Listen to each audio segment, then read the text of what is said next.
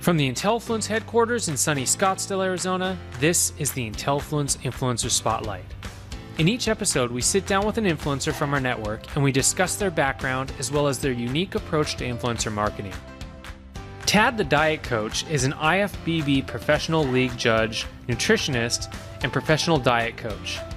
Tad has been in the bodybuilding and fitness industry for over 33 years, competing as an athlete, helping other competitors in figure, bikini, men's and women's physique, and bodybuilding, as well as judging IFBB Professional League contests and working in the media.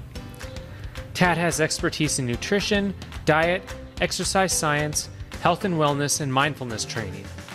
Tad writes and speaks on positive mindset and nutrition and has hosted several podcast and video shows over the years that focus on the fitness industry and its topics. All right, so can you tell us a little bit about your background, including how you got your start in influencer marketing? Well, over the last, I've been in the bodybuilding and the fitness world for about 33 years, since I was 15. So I just sort of surreal turning 48 this year. And to think I've been doing this stuff, competing and then coaching athletes and stuff for so long, it's kind of hard to even sometimes, reflect back on that. But I started back as a competitor and then became a coach and studied this stuff in school, nutrition and exercise science. And then I just naturally started to work in the field 28, almost 30 years ago as a coach and as a trainer. But then I went moving towards doing what I felt was my core competence and what I was most excited about, which was working with nutrition, all the diets, and of course the mindset stuff. I just love everything to do with mindset and mindfulness these days, especially these days when there's lots of really great research and stuff on neuroplasticity and stuff like that, which I'm all totally into. I just absolutely am enthralled by it, and I can see how closely tied to my own practice and some of the athletes that I work with, how much it influences their results and their lives. So over the years of getting involved in all this stuff, it just sort of lent itself naturally. I became an IFBB judge, and so I judge shows, and I'm so involved with the hierarchy of the industry. And so it kind of, and having been in this for so long, I've worked with so many athletes, some top pros and amateurs, literally thousands of athletes over the years, and it kind of lent itself to like having a pretty good reputation. Everybody knows me as Mr. Positivity and Tad's Happy Bubble. I write meditations every week, and I call it Tad's Happy Bubble, and so I'm kind of known for this. So so it just sort of naturally lent itself to me, sort of companies approaching me and wanting me to vouch for their products or represent their products. And I really kind of shied away for many years because I didn't want to be known as one of those guys or gals that sort of those athletes that would just sign on to anything. And because there was so much kind of crap out there that, that this, like you see the athletes and okay, they don't really, that's not how they built their physique. Like how they, so I don't want to give anybody that impression, but I have represented products that I absolutely believed in. And I always maintained that I have to like it, love it, and use it before I'll ever recommend it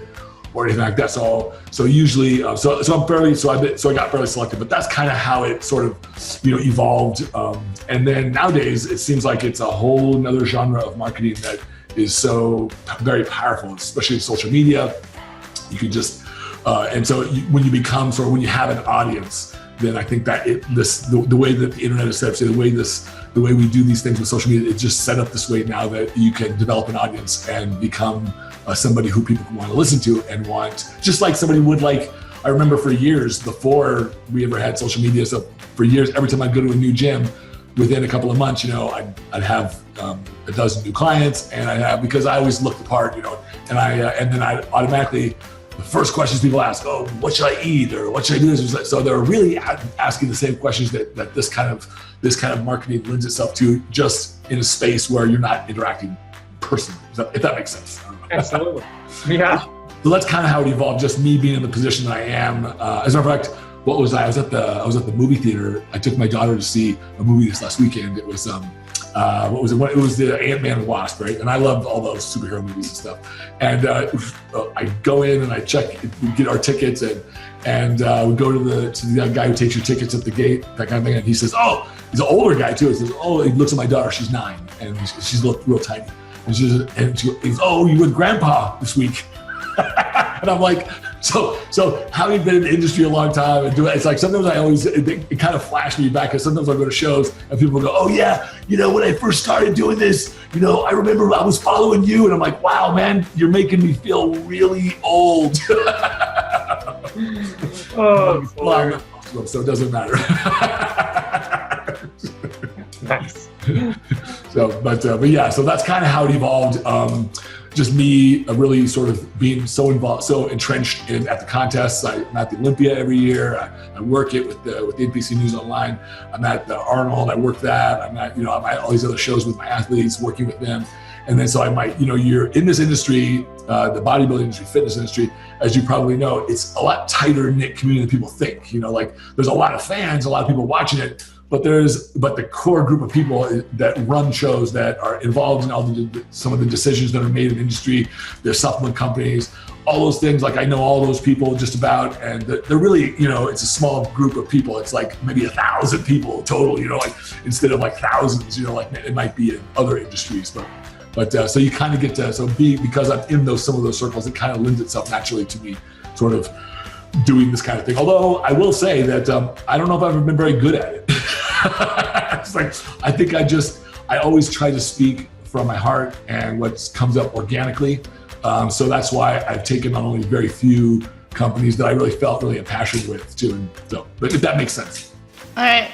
So going from there, what has been your most successful partnership with a brand? Successful partnership, probably my most successful partnership has been with Redcon One, which is actually this shirt you see right here, my Redcon One shirt. They supply me with all the kind of workout gear and all that kind of clothing. They have a really great line of clothing. But they're one of I used to coach, the CEO of Redcon One, Aaron Singerman, was one of my clients, and he actually, in a previous life, before he became successful running several supplement companies and starting Redcon One, he worked for RX Muscle and was there. He was out the man on the field, so at the shows, interviewing athletes and doing radio shows and stuff. And he's brought me in years ago because I was coaching him and we had a relationship, and he brought me in to do some of that stuff for RX Muscle.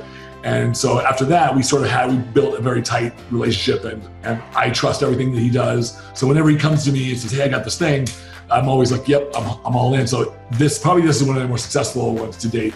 It just happens to be like brand of the year. I think bodybuilding.com just rated a brand of the year this year. They're like, he knows really how to really use social media and market, because that's all he did with it. He didn't do any print ads, I think he may do some now, but they're one of the top brands now. So it's easier. But in the beginning, for the first, they've only been around, I think, for 2.5, 3 years, maybe max. It's not that old of a brand, but yet everybody knows it. And they really have built a really great brand and brand strategy, all on social media and all on being connecting with influencers, because that's what they mainly do. They have tier one operators. They call them tier one operators, and essentially they're just brand influencers that they get a commission on the products that they promote and sell, and they track it through their affiliate system and all that kind of stuff. So it's really quite. And then they level them up. When they reward them for producing more and more sales and stuff, they'll reward them and that kind of stuff with incentives and different things. So they're really he really knows how to do it. So this is probably one of my more successful brands. I've helped them with challenges they do. They do kind of like Biggest Loser challenges kind of thing, and for some of the clients and the customers that use their products. And I've been their sort of official diet coach to help them do that kind of stuff with some of the athletes and some of the people. So this is probably one of the more successful. And I use all their products. I really do. I really love their products. So there's only maybe one product that I must have an allergy to. but most of them, they're more bodybuilding type products. So the creatine products and protein products and these kinds of things. So they're all the kinds of stuff I've used and I like, and my athletes use them. So, and I like the quality. And in this industry, when it comes to supplements, it's very difficult sometimes to ensure that you have the best quality, because there's 1,000 supplement companies, and it's not really regulated the way, say, food is regulated, and it's kind of self-regulated in certain senses. Although the FDA can't come in and shut you down if they want, it's just not quite so regular. So you kind of have to know your brands, and that's why I'm very selective with supplement companies, because some of them have been known to not be quite so honest on their labels, and I don't like that. if it says 1,000 milligrams of vitamin C, I kind of expect there to be 1,000 milligrams of vitamin C, so to speak, and if it's not, and they're notoriously lying on their labels to say, because they'll save a penny here, or there was years ago, there was protein spiking, and there was all kinds of stuff that people were doing to emulate on their protein, because protein powder is a commodity. It's not, none of the companies really make any money on their whey protein because it's so commoditized. They're lucky if they make maybe $1 on a can. They're lucky. Okay, so that's not making any money. So but they carry it because they have to. It has to be part of a repertoire of products. Otherwise, people aren't going to want to buy, because they buy that product, but then they'll buy other products. Like, that's just the way that people in this industry sort of buy these products. Got to have a protein, and so then they'll tack on to other products. But I know Aaron will always put in really wonderful ingredients. He doesn't cheat on his labels, and I like that. And I kind of need that kind of consistency, especially when I have lots of clients that sort of rely on my word as, hey, what do you recommend? Because I have it on their programs. I'll design their program for them, and I'll have a complete supplement regimen, and they'll say, take this much protein or this much from this, and they want to know which ones I recommend. So I always have to have something because that I actually use or trust. And so Red Kind One has been one of the most successful because of that, because I can rely on them and because their products are good. Exactly. And I was checking out your Instagram, and you recently posted about catching up on sleep and addressing some of the things that were causing you sleep issues. Now, you and many other influencers have very busy and dynamic schedules. So can you share some of the things that help you structure your day and your sleep patterns effectively? Yeah, well, I have a unique situation from many years. I've always had sleep apnea, so I have obstructed sleep disorder, and it kind of, if I have a sleep apnea machine, so I use that. And but I got into some bad habits. What I was alluding to in my post was I got into some bad habits of working late, staying up too late, and I have my daughter in the summers, so we kind of staying up and watching Supergirl on like Netflix, and it's kind of fun, just little goofy stuff like that. But I'll let myself. I've always been one of those people that I've resisted. I'm like a person of intense liberty and freedom. I resist anybody telling me what to do, and then you tell me what to do, and I'm probably just going to walk away. it's like I'm going to do it my way, and. But if you ask me, I'll usually 9 times out of 10 offer up my help free. I don't really. That's not the issue. The issue for me is I don't like being told. It's got to be a good idea to me, right? And so sleep is one of those things that I've always fought with, like both my ex-wives about, like all my friends, and they're like, "Oh, you need to get to bed earlier. This is your problem." I'm like, "Well, no." And then recently, I'm just sort of the busyness of my life and some of the new projects, some of the new things that I'm doing. I just can't I just got to get up earlier. and it's just, if I don't get a good sleep, I don't get enough sleep, then I will definitely feel I won't perform well. I'm not one of those people that's a morning person. I've always envied morning people, man. I'm like, wow, man, if I can just wake up and want to like hear the birds chirp, but no, I don't really want to do that. I wake up, I meditate for 40 minutes minimum, and then I want to have my whole ritual of mindfulness, and it takes me a little bit to get my vibration going and to get my good energy going, and then when I'm good, then I work out, and then I'm good, and then I kind of have my work day. So for me, some of it is being consistent with my CPAP machine, and then another part of it is also having a schedule where I really do have to sort of make cognizant plans to say, okay, this is I'm going to set a timeline. That was hard for me, setting a limit. Like like I said before, freedom is one of my things, and I kind of don't like to even give myself a bedtime. I'm like, when I feel tired, I'll go to sleep. But that's not really the best strategy in my line of work, because I set my schedule. I'll set my schedule to a horrible one. And I got in the habit of doing that over the last year. Part of it was because I moved from I went from the West Coast to the East Coast to Pittsburgh, and then I moved from Pittsburgh after living there for 4 years to here to the Chicago area. So I live in Wilmette, which is the North Shore of Chicago. So and whenever I'm like anybody else, probably change can sometimes be good, sometimes not be so good. But it's so just having new place, new venue, new sort of life of sorts. That it was a bit of a challenge. But now I'm sort of in a much better sort of synchronization with my work and my sleep. I hope I answered your question. Yeah, absolutely. No, glad to hear it. Yes. So where do you see influencer marketing headed as it pertains to the fitness and nutrition industries? I see that influencer marketing, I really see it as probably the most powerful piece of marketing in fitness, because it's the nature of why people come to fitness. They want to change their bodies. And one of the ways they stay motivated, one of the reasons why they do it is to really show off, is to say, hey, like, look what I can do, so to speak. And it's really a